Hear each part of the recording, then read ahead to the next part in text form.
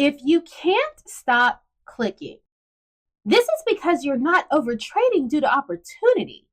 You're overtrading because you're uncomfortable being still. Every impulsive click is an attempt to escape a feeling. Boredom, fear, frustration, or the need to get back what you just lost. You tell yourself you're being aggressive, but what you're really doing is letting emotion make decisions your strategy was never meant to handle. And until you learn to pause before you click, the market will keep punishing speed disguised as confidence. If this is hitting close to home, you need to watch this video all the way through. If you're clicking out of boredom, trading just to feel something, or chasing setups that don't even meet your rules, that's not strategy. That's impulse, and it's running your account. This video isn't here to coddle that behavior or give you another excuse. It's here to expose why overtrading feels impossible to stop and what it's really costing you. So if you're tired of being busy but not profitable, stay with me, because this is where that cycle gets called out.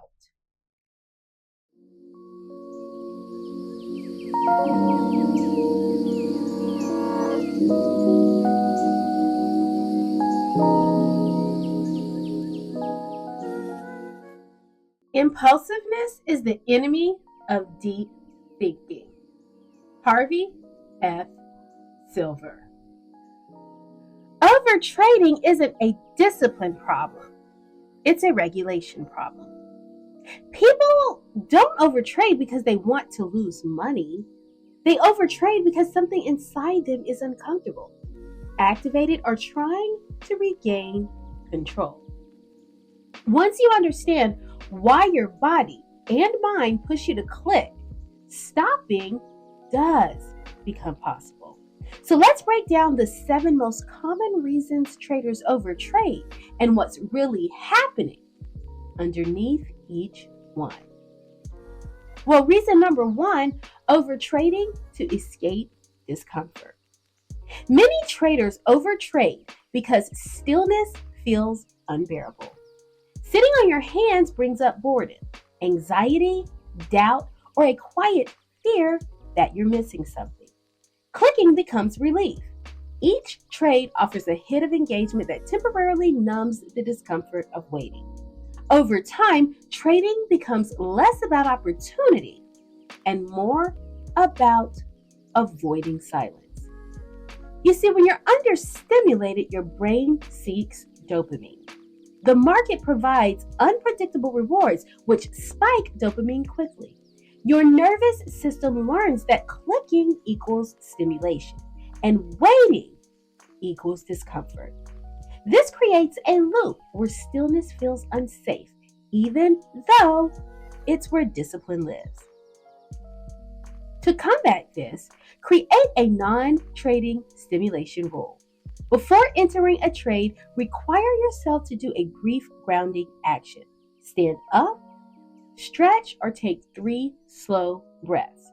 For example, if price isn't at your level, you step away from the screen for 2 minutes.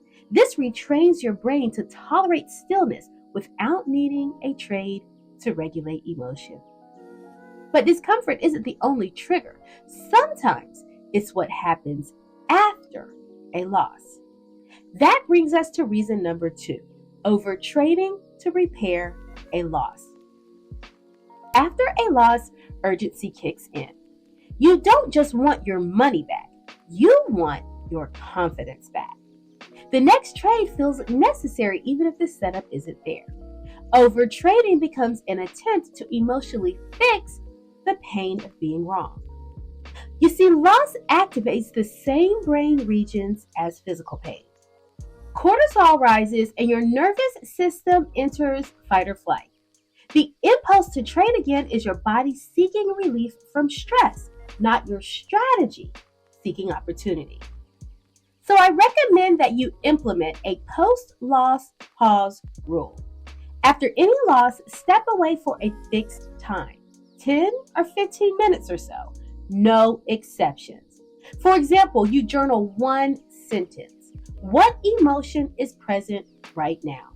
This interrupts the stress response loop and prevents emotional repair trading. But even without a loss, overtrading often comes from something deeper, known as pressure. Reason number 3, overtrading from financial or time pressure. When you feel behind financially, in life, or compared to others, every trade feels urgent. You tell yourself you need to make something happen. Overtrading becomes a way to force progress instead of allowing it. Pressure compresses your sense of time. The brain shifts into scarcity mode, narrowing focus and reducing patience. In this state, long-term thinking shuts down and impulsive action feels necessary for survival. One strategy that you can use is to shift from outcome goals to process quotas. Instead of I need to make money today, your rule becomes I will only take 2 A+ setups. For example, once you take 2 trades, you stop, even if the day just started. This reduces perceived urgency and restores choice. But pressure often disguises itself as confidence, which leads to another trap. Reason number 4, overtrading from overconfidence. You see, after a few wins, you tend to feel invincible. You start seeing setups everywhere. Rules feel slow. Overtrading in this state feels justified because confidence is so high. But it's often emotional momentum, not clarity. Winning spikes dopamine and reduces perceived risk. Your brain temporarily downplays danger, making you more impulsive. This is the same mechanism that leads to reckless behavior after success in many performance fields. I recommend using a win cap rule.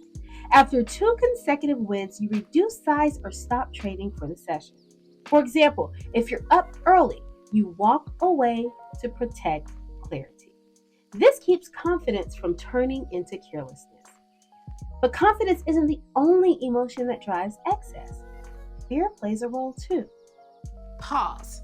No, seriously, pause for 1 second. If you're watching this right now, it probably means one of 2 things. You're either trying to make sense of the market, or the market just humbled you a little today. Well, first, thank you for being here and watching this channel. That means more than you probably realize. Because trading can feel incredibly lonely. 1 minute you're confident, the next minute price reverses, and you're staring at the screen thinking, what just happened? You study the charts, you watch the videos, you try to follow the rules, but somehow the market still finds a way to hit your stop, shake your confidence, and make you question whether you even belong here. And let me tell you something very clearly. You are not crazy, and you are not the only one experiencing this. Most traders aren't failing because they're lazy. They're failing because they're navigating chaos without structure.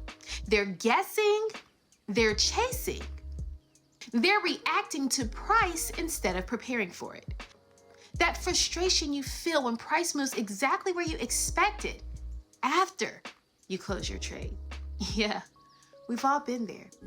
That's exactly why I built this community, a place where traders can stop guessing and start trading with clarity, structure, and confidence. Inside our free community, I share the exact SPY levels I'm watching for the next trading day, the same level institutions are paying attention to. Support, resistance, key areas where decisions actually happen. No fluff, no noise.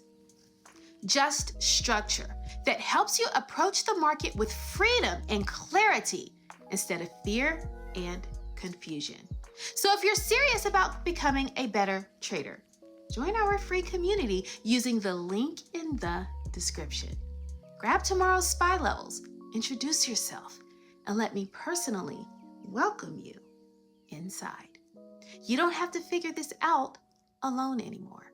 And if this video helped you even a little, like the video, subscribe to the channel, and I'll see you in the community. Reason number 5, overtrading from fear of missing out, also known as FOMO. You watch price move without you, and panic sets in. Your mind tells you this might be the move you've been waiting for. You chase entries not because they're good, but because being left out feels worse than being wrong. You see, FOMO activates social survival security, the fear of exclusion. Your nervous system interprets missing out as a threat, pushing you to act quickly to regain belonging or opportunity.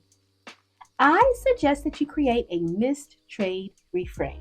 When you miss a move, you say out loud, "I followed my rules." That's a win.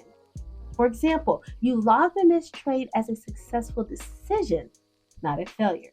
This retrains your brain to value discipline over participation. Sometimes, however, overtrading isn't about fear or excitement. It's about identity. Reason number 6, overtrading to prove you're good at this. After doubt creeps in, you feel the need to prove competence to yourself or maybe even others. You trade more to show you belong here. Overtrading becomes performance, not execution. You see, threats to identity activate stress responses similar to physical danger. Your body seeks action to restore status and self-worth, even if the action is harmful. I recommend that you separate self-worth from session results. Before trading, write one sentence: "My value is not determined by today's profit and loss." For example, you commit to judging the day solely by rule adherence, not outcome. Finally, there's one reason that ties them all together: lack of emotional containment. Reason number 7, overtrading because there are no guardrails. Without clear limits, emotions run the session. You trade until exhaustion, tilt, or regret stops you. Overtrading becomes the default because nothing tells you when enough is enough. Decision fatigue sets in. As mental energy drops, impulse control weakens. Your brain chooses action over restraint because restraint requires more energy than you have left.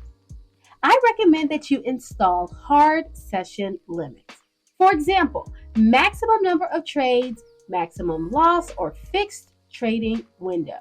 When the rule is hit, the platform closes. No debate. Guardrails remove the burden of willpower. Overtrading isn't who you are. It's a pattern your body learned. And anything learned can be unlearned with awareness, structure, and compassion. When you stop judging the behavior and start understanding it, control returns. That's when discipline stops feeling forced and starts feeling natural. You're not overtrading because you're careless or undisciplined. You're overtrading because trading asks you to sit with discomfort in ways most environments never required of you. The fact that you're recognizing these patterns means you're already doing the deeper work, learning how to pause instead of react. That awareness is not small. It's the foundation of every real breakthrough in trading psychology. Growth in trading doesn't happen when you eliminate emotion. It happens when you learn how to respond to emotion differently.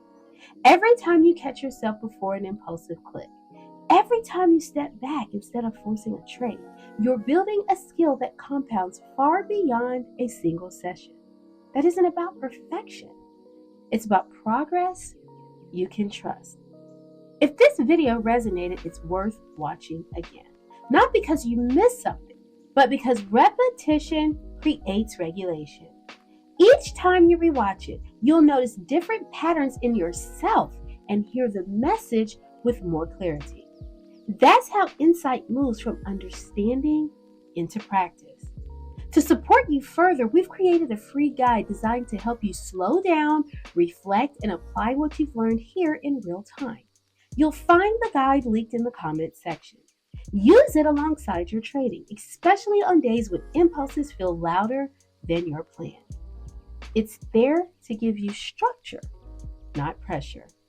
And if this conversation spoke to you, add your voice. Drop a comment sharing which habit you're working on. That simple act helps normalize the struggle and reminds others they're not alone.